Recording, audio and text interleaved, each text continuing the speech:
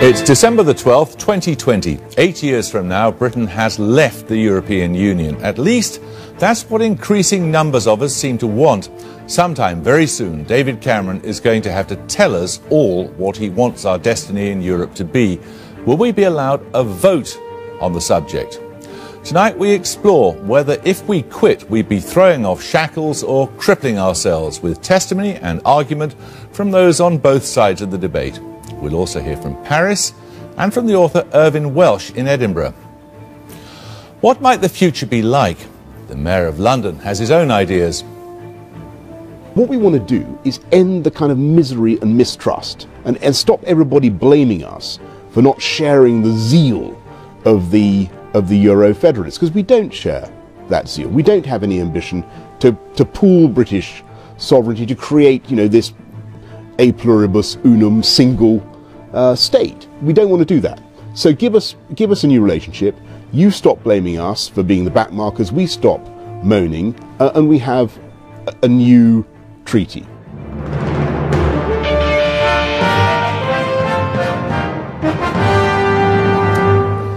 Latest opinion polls seem to suggest that nearly 3/4 of us may want to leave the European Union or to have a different sort of relationship with it. Sometime in the very near future, the Prime Minister is expected to announce that we'll be allowed a vote in a referendum on whether to stay in or get out.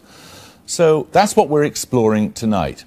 To these people, our only viable destiny is as part of the European project. To these, we have nothing to lose but our chains.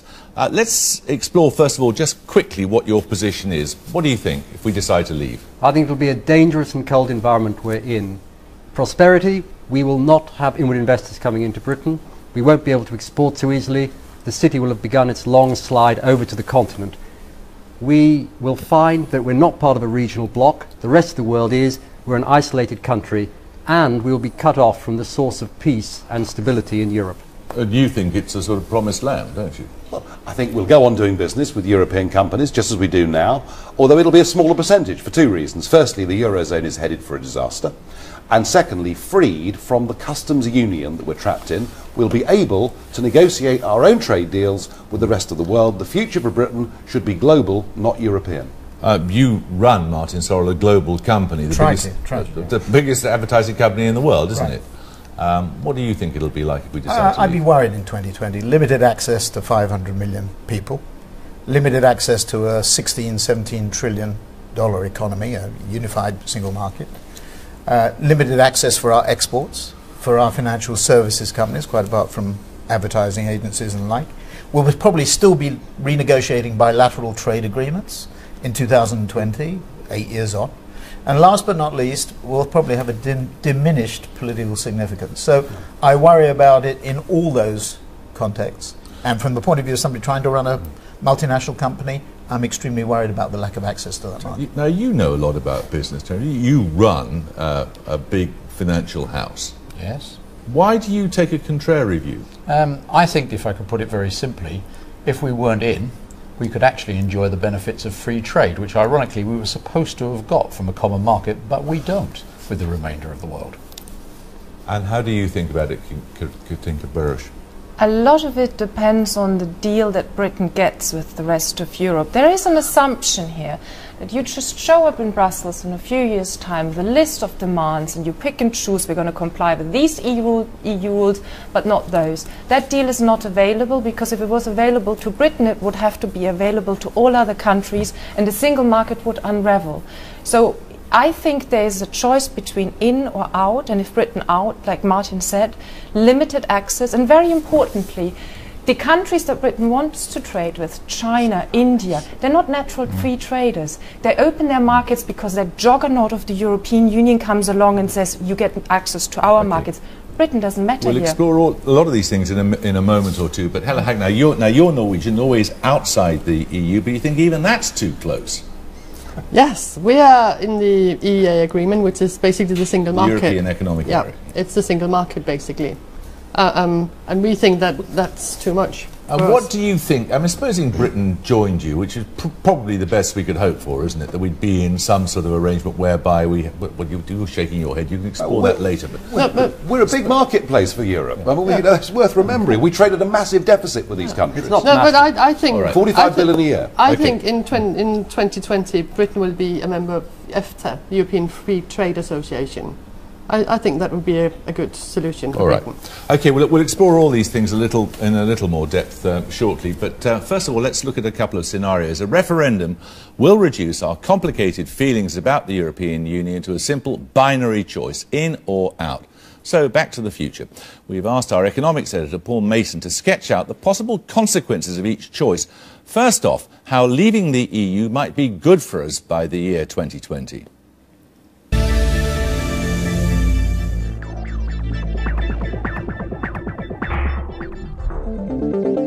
Here's the scenario. In 2015, in a referendum, Britain votes to leave the European Union. Under the Lisbon Treaty, a 2-year transition process begins.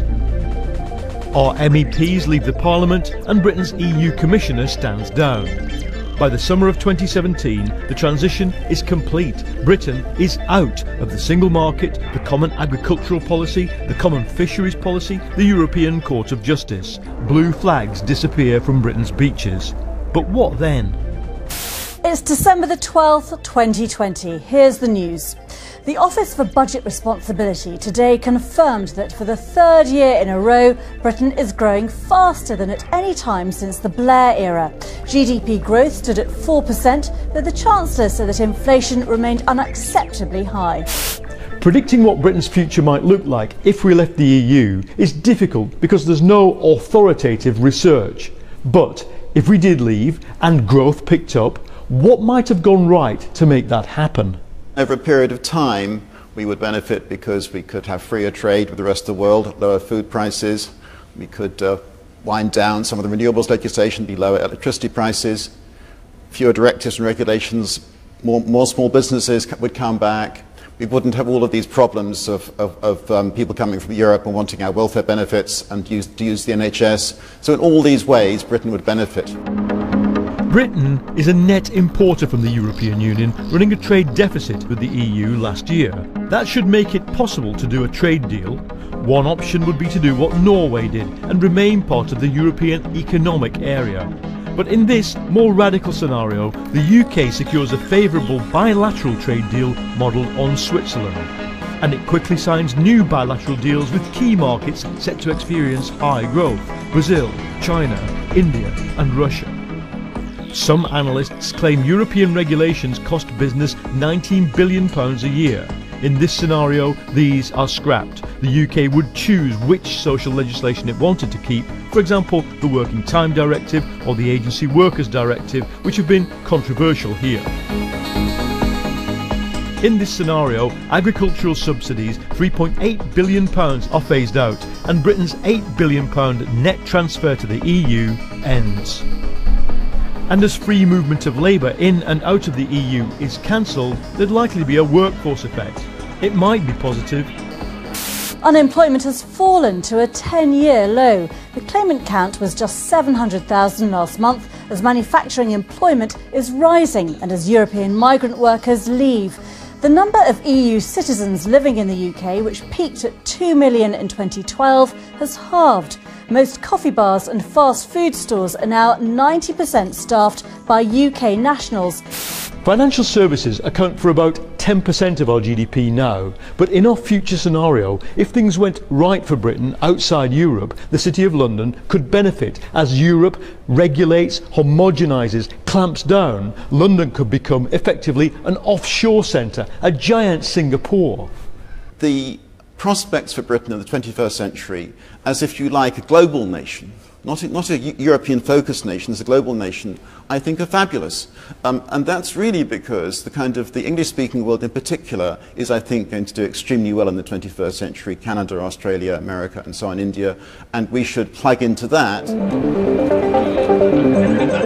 All scenarios are speculative, and this best-case scenario, the assumption is globalisation continues. That might be over-optimistic, but some do dream of a booming city in a booming Britain, outside the EU for good. Well, now, these three are sort of your apostles, really, of withdrawal, aren't you?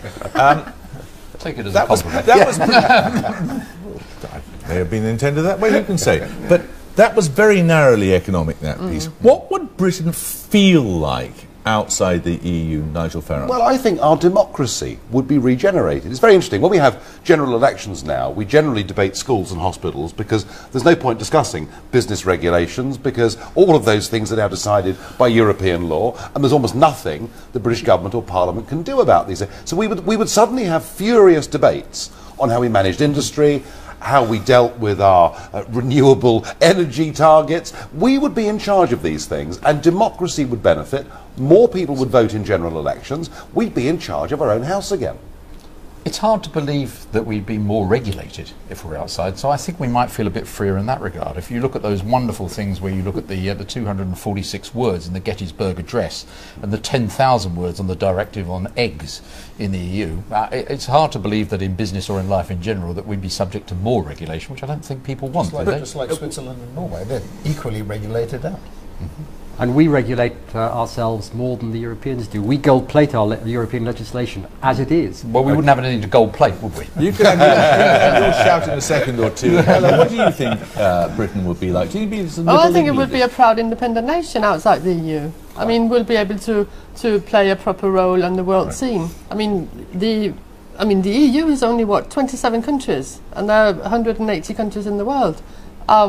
And we have growing markets, if we want to talk economy, in Asia, where Britain will be able to... All right, we're going to look at that in a moment or two, but let's look at something else now, because we've heard how it might be on the sunlit uplands, but supposing there was another possibility, supposing it didn't go right when we left the European Union.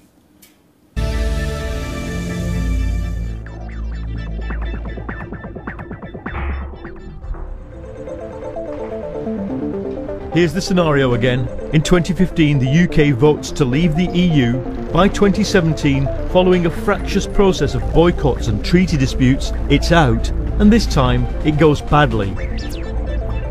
They're calling it Black Monday. The British aerospace factory at Broughton is to close with a loss of 5,000 jobs. The move came as Airbus, based in Toulouse, said the end of so-called friction-free cross-border manufacturing has made this iconic plant uneconomic. With last week's closure of Honda in Swindon and doubts over the future of Nissan, an urgent debate is now being scheduled in Parliament. About half of all the goods we export end up in Europe, and much of that trade is dependent on the absence of friction within cross-border manufacturing processes. If Britain failed to negotiate a decent trade agreement with Europe, that could be at risk.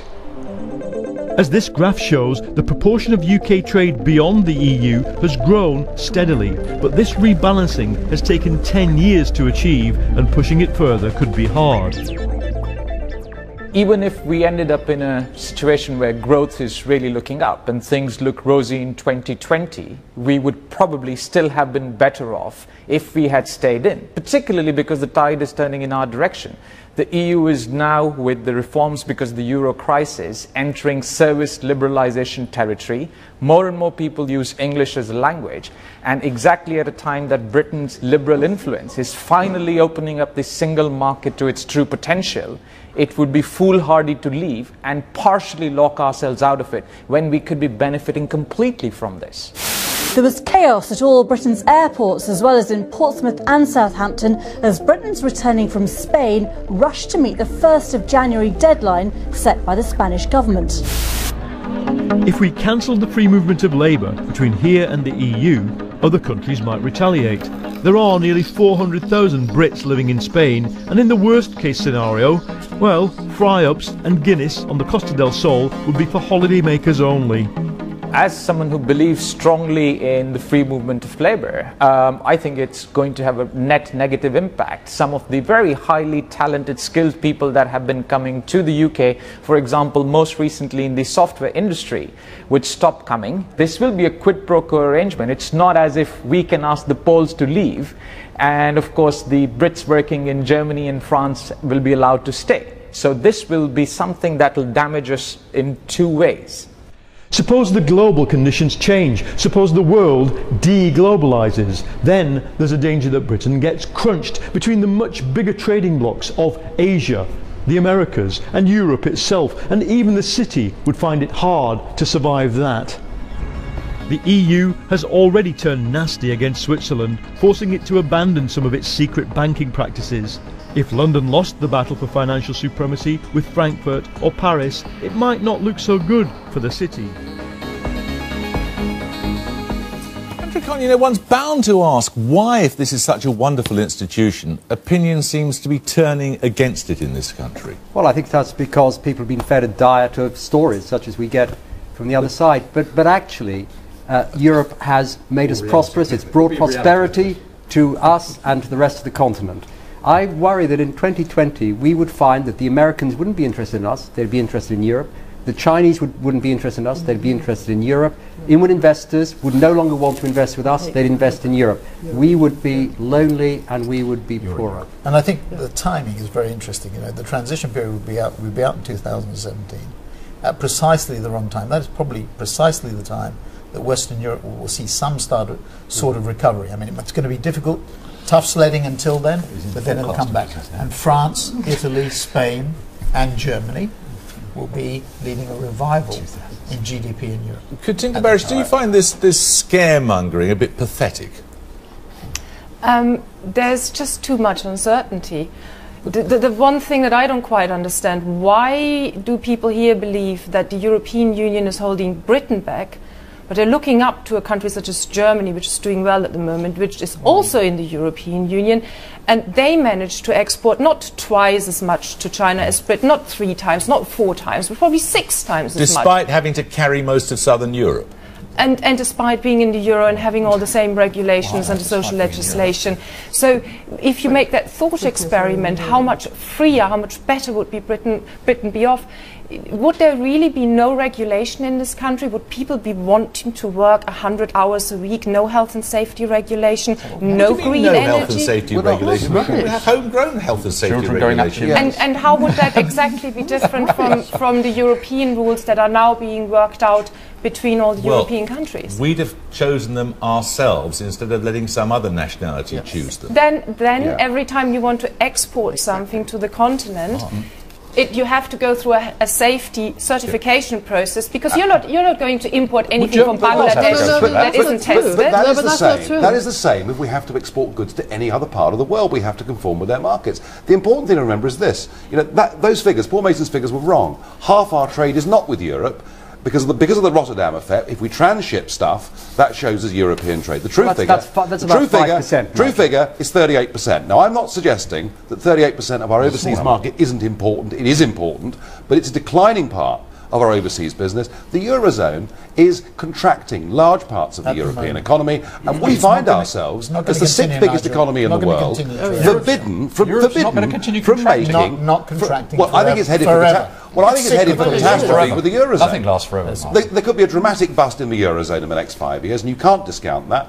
But what is for certain is that there are markets out there that are going to grow in the next few years, and we are forbidden from having bilateral trade. And we will have more leverage. We'll have more leverage as part of a 500 million market with 17 trillion of GDP.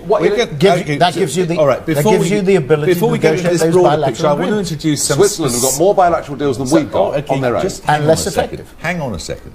We're going to introduce some specific witnesses now, because as you can see, we've also been joined by Sir David Tang, who owns a number of successful businesses in China and the UK, and he's CEO of Buy Box Business. Stuart Miller is a businessman who's here by your Buy Box Business, I'm so sorry. And we're joined from Edinburgh by the author of Train Spotting and other works, Irving Welsh.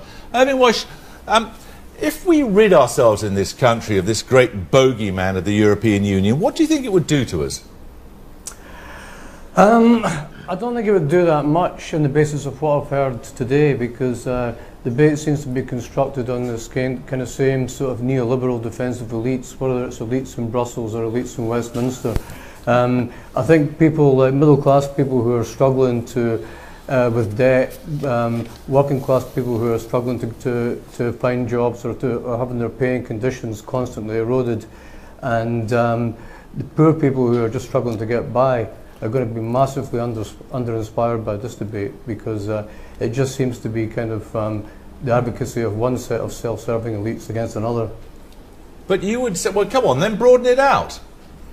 Well, I mean, there's so many different scenarios, and the fact that you know, when you're trying to talk about basically constitutional arrangements and look at how that pans out economically, we've got no, you know, we've got no accord here, and basically people don't know, so it is all conjecture and speculation.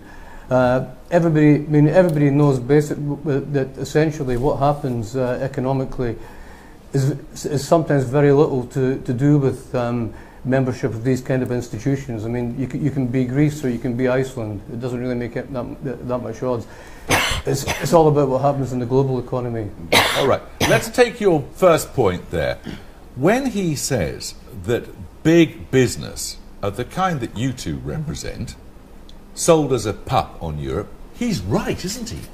I don't think so. I don't think so at all. Small businesses benefit hugely. Every worker in this country benefits from the additional employment, the additional growth you get. Why do they keep complaining about regulation then? Because businessmen always complain about regulation, and they'll complain about regulation if Britain has sole control of it. No, but it is true that there is You excessive wanted us to join excessive regulation. It is true that there is a negative result of that. But the ability to deal with it inside the group... It's nonsense to suggest that it's not. To be inside the Isn't it nonsense to to be suggest inside the tent, Terry, is the way to go, not to be outside the tent. It's to be inside, arguing your case, instead of being on the outside. You've got a greater faith in our ability to influence people than I have. I've got faith in our ability to negotiate something that will make some sense. Well, you're very successful business. Now, your business is smaller, Stuart Miller, isn't it? It is, yeah. Has it worked for you, the European Union? No, it's a bit clunky. I mean, I have to come back on the point about it being successful for smaller companies. You know, us expanding into Europe. How big's your company? We employ about 350 people in about 5 or 6 countries. Yeah. And this year we've launched in Tel Aviv and in Toulouse. And it was just as difficult in both territories. And there's something very wrong about that. You know, it should be much easier, from my perspective, to launch new offices, new businesses in an EU member state than in one that isn't part of the EU. And often it's I get the fact it's difficult. These aren't easy problems to fix. And it's things like local taxation. What's the problem with the EU? Well, you know, if you think about every member state having its own local tax regimes, and I understand why, and we can't move down the path of an integrated fiscal platform because that is far too complicated and I'm sure it simply wouldn't work. But there has to be a very easy answer to the question. If I open an office in France, how do I submit an invoice? It can't be that complicated. Yet it is. It's much more complicated. So on the ground, landing the conversation right in the heart of a UK entrepreneur trying to expand across Europe, it must be easier. It should be easier, friction-free, much easier than it is today. But in 2020, when we're outside, you will find that you have customs forms, you have VAT forms, so it's much more complicated. Yeah, but you make it sound like it's simply filling forms in. It's not as easy as that. You know, opening offices, directors' responsibilities in different countries, very complicated legal exposure. People watching this might think I'm moaning about some form filling. This has some teeth, and you get it wrong and you get fined. And also, that is not a single market. Going in this direction is the least painful bit. Try firing people in France if you're a business. I've operated 3 businesses in France, and every time I've ever suggested any kind of downsizing, my finance director has turned pale on me. I mean, there is just simply a completely different set of labour laws which are operating under there, which are clearly not business positive. Which are good. Well, you must view the treatment of labour without the safeguards that the European Union imposes with some disquiet, don't you? After leaving? I don't think you can, in practice, kind of say that the European Union is this kind of sort of, you know, the European Union is a neoliberal organisation too. I mean, it's like, and it's increasing. I mean, the whole point of the European Union since the Treaty of Rome is to be expansive, is to be. There's not been one kind of architect of European integration who said that's enough integration. So I think that is an issue, and I think people have the right to challenge any constitutional arrangements. They have the right to challenge any kind of power block, and whether it's Westminster, whether it's Brussels, they have they have the right to think about the constitutional arrangements that benefit them. I mean, the whole kind of sort of paradigm that we're in now, we've had 30 years of neoliberalism in this country, And to think that the European Union has managed to save kind of sort of working class and middle class people from the effects of that is kind of very, very erroneous. I mean, the only thing that we're saying is that people would be reduced to an even kind of worse state if we were kind of we were outside the European Union. Do you Again, agree with that, possibly Nigel not. I think when you talk about working class people, I mean, one of the biggest concerns out there right now is jobs. And whilst free movement of people's worked when we had northern European countries in the European Union, to have extended our borders to the whole of Eastern Europe, as we've done since 2004, has meant a massive oversupply in the unskilled labour market in this country, and as a result, many working families have got members of their households unemployed that otherwise would not be if we hadn't gone down this route. Okay, to call a spade, withdrawal means an end to Eastern European immigration. It means an end to a total open door to Eastern Europe, yes. And that means an end to all the people who come into this country and give vitality to our creative industries, to our financial services, to our we use work permits. We use work permits. What we do not have is a total open door. And we've had massive oversupply in the unskilled labour market, and that is an irresponsible and silly. On that basis, my grandparents wouldn't have got into the country. And my father would have Are we supposed to be saddened by that, Martin? But you are better than central planning. You know 5 years ahead what these small, nimble tech businesses in the heart of London will need. So you issue the right work permits, you make sure that people around the world know that these immigration permits are available, but others aren't. This is very complicated. What I do know, well, I'm sure we can handle the complications. What I do know is that on the 1st of January 2014, we are opening our doors and our social security system and our health service up to 29 million people from Romania and Bulgaria, and I think that's a mistake and not in the interests of working families in this country. Jeremy, can I just come back on something Irvin said? He said this is a neoliberal creation, the European Union. Actually, the European Union is something based on idealism. Now, it's an idealism we don't find particularly comfortable in this country because it's all about peace, it's about working together to arguing for it then? Because it also helps big business and it also helps economic growth. But that wasn't the underlying reason. The underlying reason was to keep the peace between France and Germany.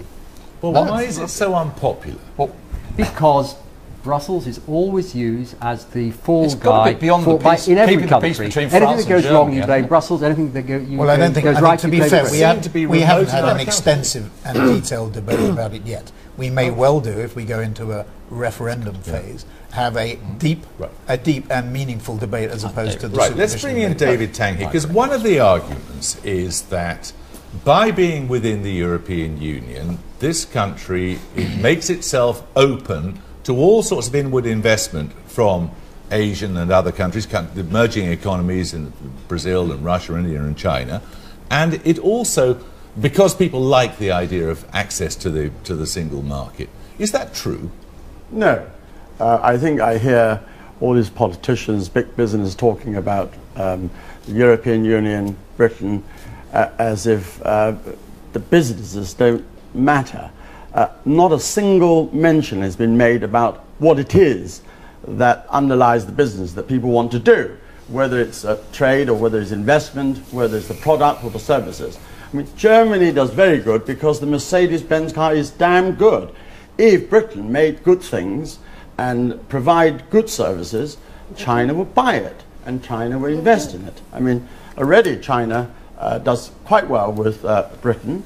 It has, for example, on the London Stock Exchange, I think 8 listed companies worth about 16 billion, 43 smaller quoted companies on AIM worth about 3.5 billion, and people underestimate the language. 300 million people in China are learning English, and also they have a history through Hong Kong, which is possibly one of the greatest free zones as far as the free market is concerned, about how China is going to get out, and I think Britain should do much more in Hong Kong. Do you think Chinese companies and let me just say one more thing, the question whether UK is in or out of Europe, I think is going to be very low on the agenda for any business. That's precisely what I was going to ask you. Well, do they I predicted what you were going to ask me. Do they care? No, they don't. They don't, because what they care is whether they can sell their services. But David, that's not clear. You look at the car industry, look at the aerospace industry, look at the financial service industry, they do care. Of course they care. Your point about the BRICS, the next 11, is well made. We have not penetrated as a nation those markets as much as we know. We send a mission to Brazil. Brazil's not, I think, even in the top 10 markets, and it's already surpassed the UK in terms of GDP. Not only do they play football better than us, but they also produce. Why did we buy Rover? Because Rover was being run down, and they saw an opportunity to create that brand and the technology and bring it back to China and to replicate that and to sell the millions of cars that China... You're right, David, but we have to do both. We have to focus on a massive European, Western European market, which at the moment is in recession, but will come out of recession. That's one thing. We also have to build our trading positions in the Brazil, Russia, India, and China. We're not allowed to. With Brazil, Russia, India, and China. Can I just add one other very how do we important manage thing? to get? How do we manage to get a third of our business into those markets? Sorry.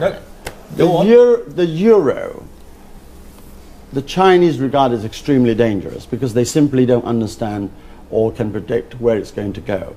The sterling is not as great a currency, perhaps, but there is much more certainty.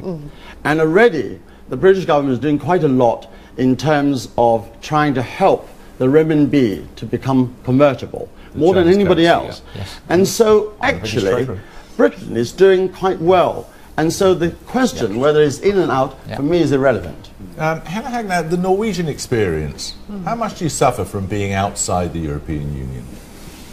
I don't think we suffer at all, to be honest. You can't compare that. You're an oil-dependent economy, which Britain is 12 times bigger than Norway is, and you have massive amounts of oil. It's the same with Switzerland. This is the fallacy of the people here. You look at Switzerland, you look at Norway, comfy places, stable, rich. If we're outside the European Union, we're going to be exactly the same. But it's clearly not the case. They're niche players. They've also got fish. They've also got fish in Norway, and we've given away an industry that on its own we've got the fish, would be worth £3 billion a year of what is caught in British waters is given away. There are almost no fish stocks that swim only in British waters. That's have to negotiate very rude English people are talking all over you. Off you go. Yes, go on. I agree.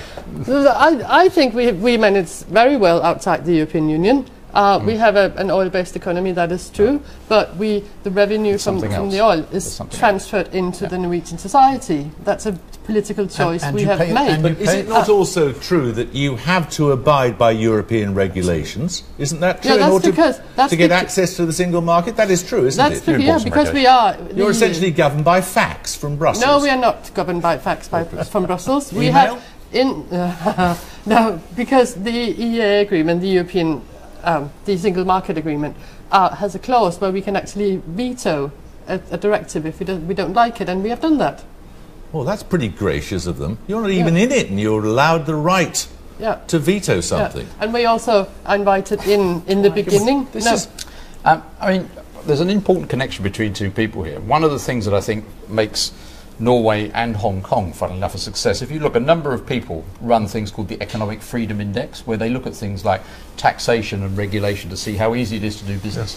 And if you look at that, in the top 10 countries in the world, you regularly get Norway and Hong Kong and Singapore and Chile and so on. Have a look. Scale is totally different. It's totally different. It's nothing to do 60 with scale. million versus 5 million. America comes in the top 10. That's not to take anything away from Singapore, but it is America done on comes a in the very top 10, small Martin. scale. What are you saying? There's one other it's becoming increasingly the European Union countries regularly come way down it. Katinka, let me ask you this. If Britain were to decide to leave the European Union, and let's suppose that it's a amicable-ish sort of separation, do you think the rest of Europe could impose tariffs upon British trade with Europe? Not massively so, because there's a trading regime that is global under the World Trade Organization. And we could have a Norwegian sort of arrangement, couldn't we? Yes, but then you would, if you want to have free access to the single market, then you have to take all the regulations. Yes. There's not the Swiss We're already deal, saddled with most of those. Yeah, but you want to get rid of them. Do you think? But unless you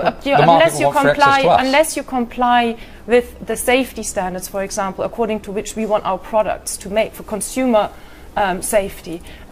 You will have to have safety certification. We do that everywhere in the world. Yeah, but Everywhere then the result of that is that Britain sells more to Germany than to China, Brazil, India, Russia, South Africa, Canada and Australia combined. And do you think the market will want to sell to us? What do you think? No, but why is that? Is it because these markets are so easily accessible? The percentage of our overseas trade that is done with Europe, I repeat, is 38% and falling every single year. Okay, you made that point. Thank you very much, all of you. Because the growing strength of dislike of the European Union is generally held to be a political problem, especially for the Conservatives. For many of them, the prince across the water is Boris Johnson, Mayor of London, perpetrator as Daily Telegraph reporter in Brussels of many a straight banana directive scandal, old school and Bullingdon Club chum of David Cameron. I've been talking to him. So does he think Britain will still be in the EU in 2020? All the people who are pro-Europe, I think, would be very, very reluctant to see us leave altogether. So well, it doesn't mean it won't happen. It doesn't. I think what needs to happen now is that we need to have a new relationship with the EU.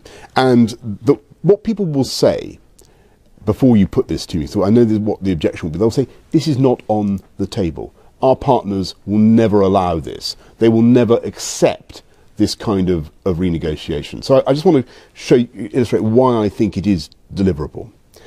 Well, first of all, you better tell us what it is you think our relationship should be. Well, as I say, what it should be is a relationship where we shear off a lot of the excrescences that have, I don't see any particular need for us to be, for instance, in the common fisheries policy. I don't see why we have the social chapter affecting bits of employment law that aren't really, strictly speaking, Are you happy for us to be in the common agricultural policy? And I think that should be wholly reformed. So we could only stay within the EU if we left the common agricultural policy? I think that the CAP as it's currently constituted is probably indefensible anyway. So we would, the question would be either out or staying within the EU but not part of the common agricultural policy, the common fisheries policy and one or two other things. That's right. Right. So it would be membership of an outer tier. And do you think David Cameron can deliver such a thing, a relationship where we're within the European Union but not part of the common agricultural policy, the common fisheries policy and the other bits and pieces? I do. You do. And let me just tell you how... Shouldn't he tell us what his basic minimum is then? I'm sure he's going to reveal all. He's got some great speech about this coming up. But here's what I think he should say. What we want to do is end the kind of misery and mistrust and stop everybody blaming us for not sharing the zeal of the Euro federalists, because we don't share that zeal. We don't have any ambition to pool British sovereignty, to create, this a pluribus unum single state. We don't want to do that. So give us a new relationship. You stop blaming us for being the backmarkers. We stop moaning, and we have a new treaty based on the single market, which we then put to the British people. And, at that stage, I think the Prime Minister would have to make it fairly clear that he was going to campaign for that treaty. And that would be the deal. And of course, obviously, it would be, if the people didn't want it, then we'd leave. If that's your view, why did you sign the so-called People's Pledge, which was for an in-out referendum? Because that's what I'm advocating.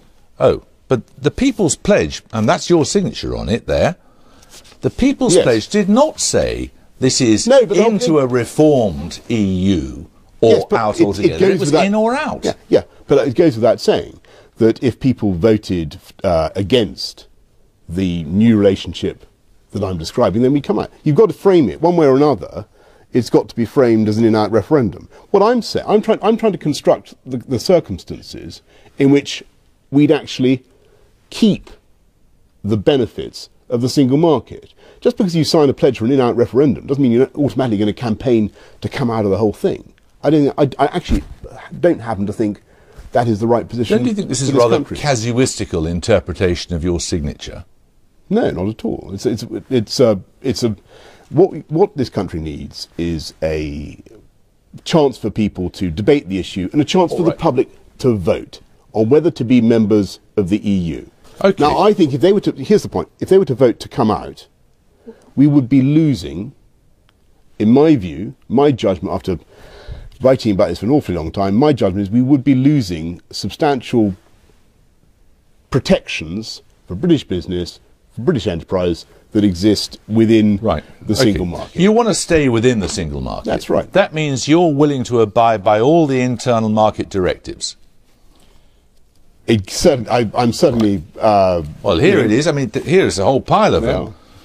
The Control of Potato Wart Disease Directive. That would be a DG60. That would be this under the CAP. Yeah. That would be under the CAP. And it might well be that we could What about the reform that directive on African horse sickness? You want us to carry on abiding by that, horse sickness is African horse is a very nasty business, Jeremy. And you know, if you contracted African horse sickness, you know, I'd be a horse, I imagine. Almost anything is conceivable. But I mean, these directives here. I mean, the efficiency of boilers, for example. We're going to have to carry on abiding by that. All these directives, we'd still have to abide by. I certainly think it's worth us staying in the. This is your idea of freedom, is it? Well, the African Horse Directive. You're asking me. You want to get I am asking about the African horse disease directive, or the potato wart, or the potato wart. I'm fairly confident would actually turn out to be come under the broad heading of the CAP. Now, it may be that we could derogate from that kind of thing. Put yourself in the position of the head of a multinational corporation. I'm sure you've done it many times. Would you invest in Britain if there was any uncertainty about whether we would continue to be fully fledged members of the European Union?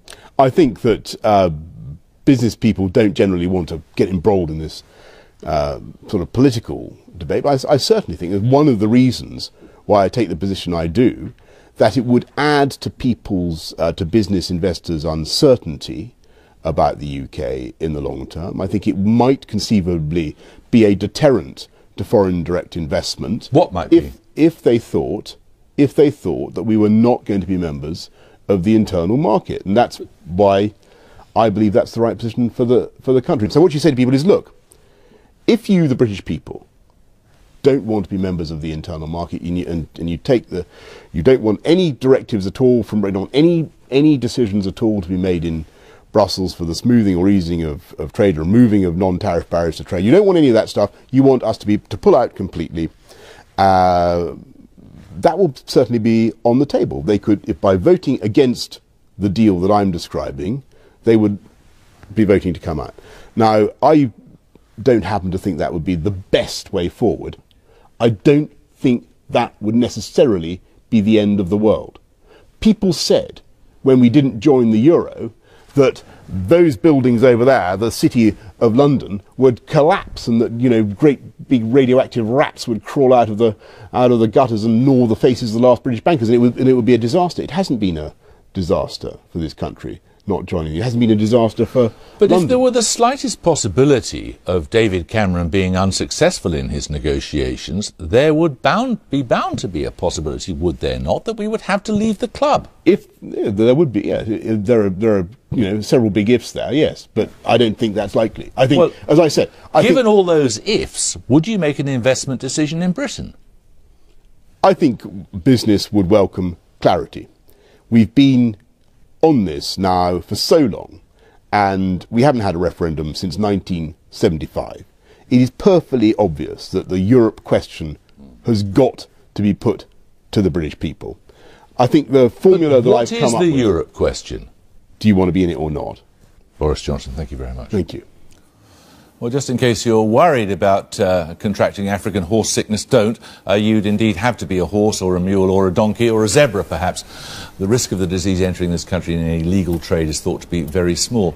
But how realistic are Boris Johnson's plans for renegotiating Britain's relationship with the EU? We're joined now from Paris by Noël Lenoir, former Europe minister there. Supposing David Cameron comes to the rest of Europe and says, we want out of the common agricultural policy, out of the common fisheries policy and various other bits of legislation we don't like, what would be the reaction of the rest of Europe?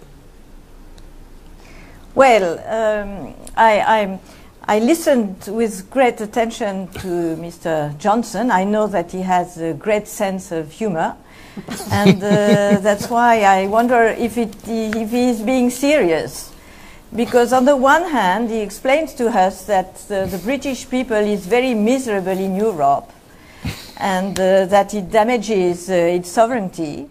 And on the other hand, he wants to negotiate a treaty only for the UK, which means that the UK is going to conclude a treaty with the UK. And as perhaps you know, a treaty is a contract between many people or countries, and I don't think that the Europeans, and especially the French, I think, will accept this proposal. Right. Do you think the French... Can I ask you this question? Do you think the French would care if Britain decided to leave the EU? I think that, well, I'm not the interpreter, neither of the French government nor of the French people, you know. But I think that the feeling in Europe, by and large, is that it is time for the British government. I don't think the British people are so anti-European, not as much so as the British government, in my view.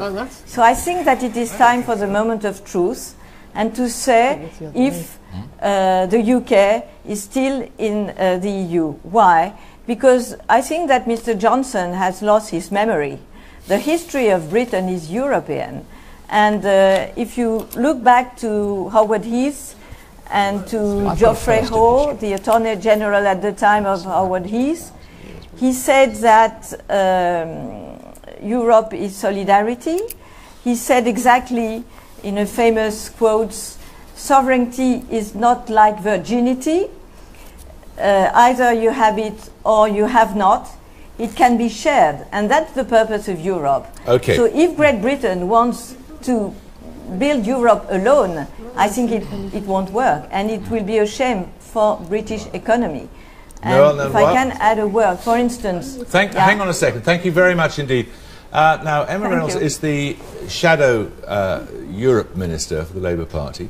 Will the Labour Party give the British people a referendum on in or out? Well, we don't think it's the right time now to hold a referendum. We think that would be a distraction. No one's suggesting you do it tomorrow. I think it will depend what happens with the rest of the European Union. The Eurozone is going to integrate more closely. It remains to be seen what the relationship between those who are outside of the Eurozone and those within the Eurozone is going to be. You heard Boris Johnson say there were various specific things that he thought a Conservative government would wish to renegotiate with the rest of Europe, agriculture, fisheries and so on. What would you like to renegotiate? Well, certainly we would like to see a reform of the Common Agricultural Policy. You wouldn't like to renegotiate anything? Well, let me say, I think what he is proposing is totally unrealistic. In order to withdraw I'm not interested power, in what you think of his policies, I'm interested in what your policies are. Well, in government we said we wanted to look at renegotiating structural funds, European regional policy. But I certainly don't think that we want to repatriate things like employment and social legislation. We don't want to repatriate other parts of the... You don't want to reclaim British fisheries or stop subsidising French farmers? You don't want to do any of that? Well, I mean, we also get money back from the CAP. Although we would like to see a reform of the CAP, we would like to see less money go on the CAP. I think there's cross-party agreement on that. But I think it's worth saying, Jeremy, that in order to repatriate power, you would need the agreement of 26 other member states. And as Katinka said earlier, the common market and the rest of the European Union is based on a compromise between those 27 member states. Right. And if Britain starts to start unpicking that, then it will all unravel. Right, so David Cameron can't do it, it's just posturing. Well, I think Boris Johnson is certainly posturing it. Well, we'll see what David Cameron comes up with. I mean, his speech has been postponed 3 or 4 times, so we'll see what he says. Where do you think we're going to end up after another 3 or 4 years, Nigel Farage? I think that the shift in public opinion and in business opinion in this country is so fundamental and so great that we're seeing big changes in politics. I think that Cameron, whether he likes it or not, is going to be forced into offering a referendum. I think he will do everything he can to avoid an in-out referendum, but he'll make a referendum promise. Labour, within a couple of days, will match that promise. So I think a referendum is coming, and I think in 2016 there will be a referendum in this country. Whether, Jeremy, that ends it or not, I don't know, but I think inevitably the 17 Eurozone countries are moving towards a full political union. We cannot go on that journey. So our relationship is going to change fundamentally. Whether it's as much as I want it to be in a few years' time, I don't know, but in the end, that's where we're going. You'd welcome a referendum, wouldn't you, on your side of the fence? I think a referendum is a distraction, but if the people of Britain want it, we should of course have it. But I think come the moment when the British people look at what it would really mean to leave Europe, they will decide they don't want to do it. They'll decide they don't want the economic loss of growth. They don't want to be cut off from the rest of Europe, and they don't want to be alone in the world. Irving Welsh, just briefly, if there is a referendum, would you be in favour of the people of Scotland having a say? Well, I mean, it's like you could quite possibly have a scenario whereby you have a British vote about the about membership of the EC, and Scotland votes to stay in and England votes to stay out, and then you would have a constitutional question. I mean, does England drag Scotland in, or is England kind of de facto left the Union, basically, and gone it alone? We'd have to man Hadrian's Wall, wouldn't we? Well, yeah, I mean, it could be, instead of the West Lothian question, that's the kind of Welsh and Lothian question. So I'd like to posit that. All right, thanks very much. That's more than enough for tonight. Kirsty's here tomorrow. Until then, good night.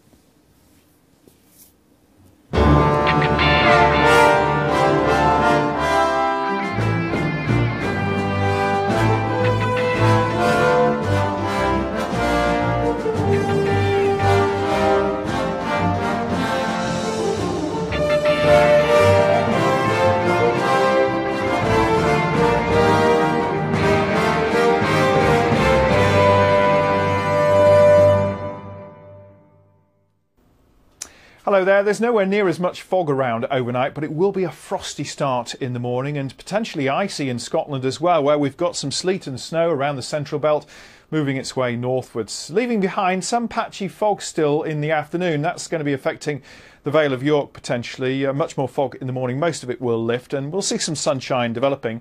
Pretty good across the Midlands, except for the cold, East Anglia too. Some sunshine across the southern counties for a while, but then we'll see the cloud increasing and maybe a few spots of rain or drizzle arriving in the southwest later in the day. But it's here, actually, we'll have the highest temperature. Some of that cloud just drifting into South Wales, North Wales, crisp and cold and bright and frosty. An unusually mild start to the day across Northern Ireland, thanks to the cloud that we've got at the moment. The sunshine will come through fairly quickly, but a lot of cloud for Scotland, and here some snowfall early in the morning, as much as 5 centimetres around the Glasgow area potentially, and that will work its way northwards up towards Inverness. You can see how the temperatures change though from Thursday to Friday as it eventually turns milder across the north, but wetter too, and that story is mirrored even greater across the south. Those very low temperatures on Thursday, but much milder eventually on Friday. But it will be wet and windy, potential for some local flooding in the southwest. Our band of rain sweeps northwards and eastwards, briefly some hill snow, blizzards in the Scottish mountains before it eventually turns milder across northern areas. Certainly temperatures much higher by the end of the day in the south.